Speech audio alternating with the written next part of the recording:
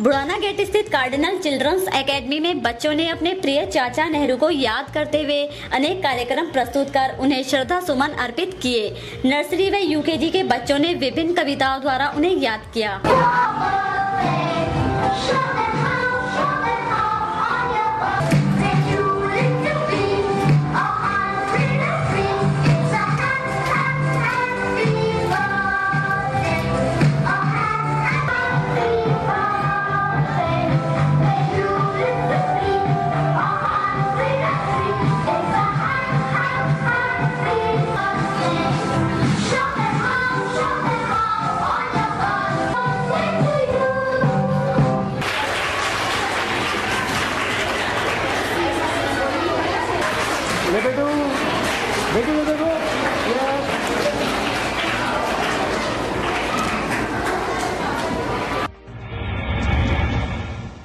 भारतीय communist party द्वारा जिलाधिकारी कार्यालय पर धरना देकर प्रदर्शन किया।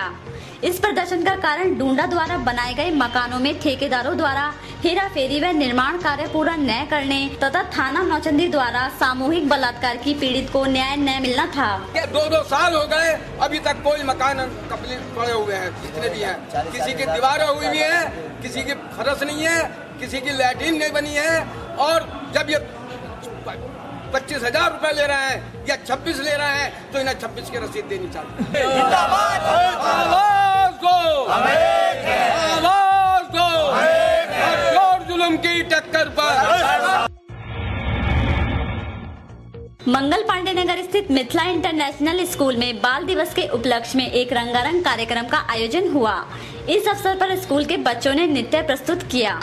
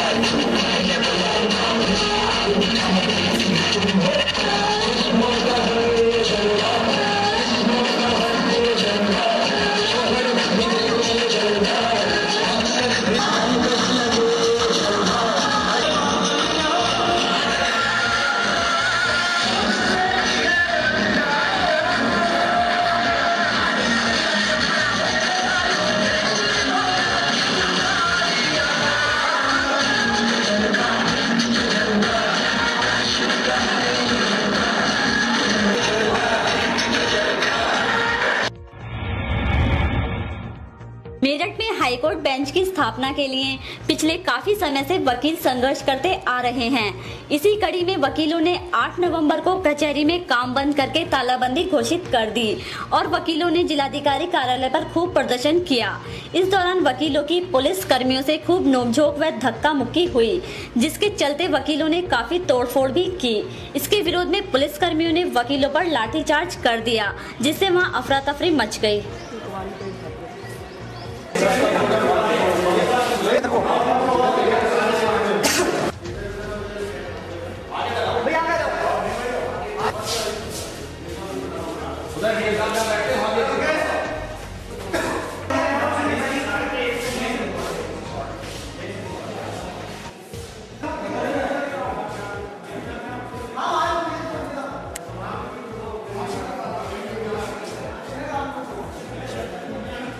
बच्चे उत्तर प्रदेश की जनता पिछले लंबे समय से उच्च न्यायालय के खंडपीठ की स्थापना की मांग करती चली आ रही है।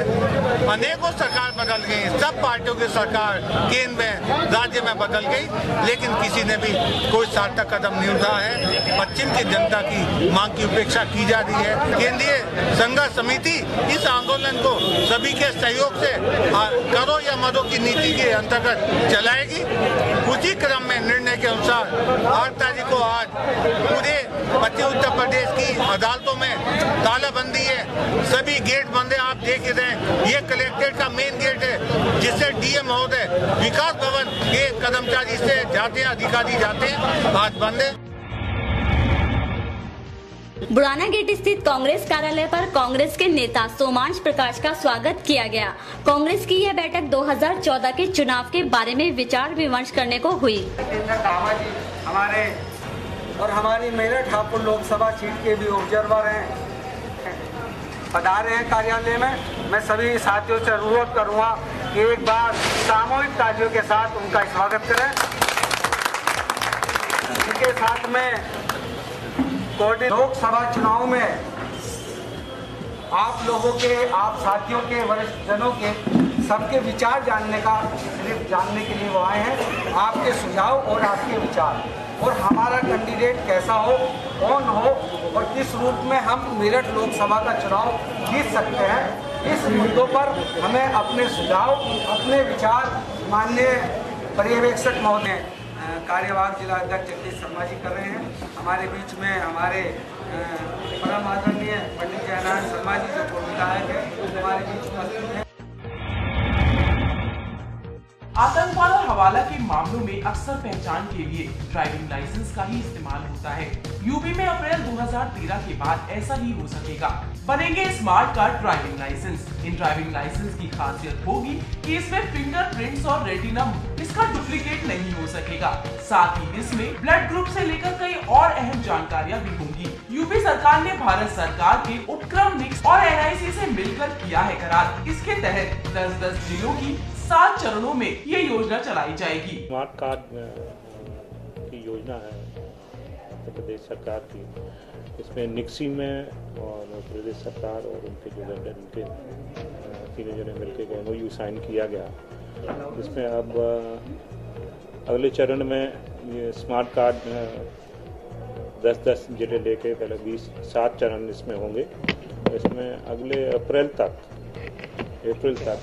पूरा सभी प्रदेश हम लोग कवर करने के हम लोग की योजना है, जिसमें 64 KB के वो माइक्रोचिप के स्मार्ट कार्ड बनेंगे और स्टेट रजिस्टर होगा और एक सेंट्रल रजिस्टर होगा। तो जिससे कि ये दोनों कंबाइन हो जाएंगे फ्यूचर में। तो इधर उधर जो नकली लाइसेंस बनते थे और फर्जी लाइसेंस बनते थे वो सब समाप्त हो जाएगा, ये नहीं बन पाएंगे। 7 चरणों में चलने वाली इस योजना में 10 जनवरी से लाइसेंस मिलने शुरू हो जाएंगे। इसमें पहले चरण में जो 10 जिले हैं उसमें लखनऊ के अलावा कानपुर, आगरा, गाजियाबाद, मेरठ, इलाहाबाद, झांसी, बाराबंकी, वाराणसी और अलीगढ़ है। परिवहन मंत्री के मुताबिक इस तरह के कार्ड जारी होने से लोगों को काफी फायदा होगा। अगर कहीं कोई हादसा हो तो व्यक्ति की पहचान से लेकर उसके ब्लड ग्रुप तक की जानकारी होने से उन्हें चिकित्सा सहायता भी मिल सके। डेटा रखे जा सकते हैं, ड्राइवर का डेटा रखा जा सकता है, उसके ब्लड ग्रुप उसका डेटा रखा, जितना चालान वो जो होते हैं या ऑफेंसेस होंगे उन सब का डेटा उसमें इंगित होगा हैंडहेल्ड डिवाइस से। और जब भी चेक होगा या आप रूल ब्रेक करेंगे तो वो लाइसेंस सस्पेंड भी किया जा सकता है, उसकी रिवोक भी किया जा सकता है। ऐसा नहीं कि स्मार्ट कार्ड ड्राइविंग लाइसेंस की खूबियां यही तक हैं। इस कार्ड में लगी माइक्रोचिप में ड्राइवर के सारे चालान का जिक्र होगा। इसकी जानकारी सर्वर के जरिए पूरे देश में जाएगी और एक गलती करने पर पूरे देश में इसकी जानकारी सेंट्रल सर्वर पर होगी। यानी एक राज्य में गलती कर अपराधी या आतंकी किसी दूसरे राज्य में भी नहीं बच सकेगा। यानी फर्जी पहचान के साथ इससे आतंकवाद और हवाला पर भी लगाम लगाई जा सकेगी। हो रही थी कि आगे हम कैंप भी लगाएंगे। एक्चुअली स्मार्ट कार्ड वाला इशू क्यों आ रहा है कि अभी जो क्या होगा कि हम नॉर्मली हमारे क्या है कि वो वी राइट डिजिटल हम नहीं देते हैं। अभी इसमें वो चिप लगा होगा 64 KB का, उसमें ही पूरा डाटा कैप्चर होगा, वो डिस्टेम्पर नहीं किया जा सकता। सेकेंडली उसके जो बायोमेट्रिक भी उसमें होंगे, इसलिए वहाँ जाना ऑफिस में, क्योंकि मशीन हमारे वहाँ पूरा इंफ्रास्ट्रक्चर वहीं होगा, वो जाना आवश्यक होगा। एनी बॉडी कोई भी हो प्रदेश में उसको अगर ड्राइविंग लाइसेंस जाना है चाहिए तो उसको वहाँ जाना होगा।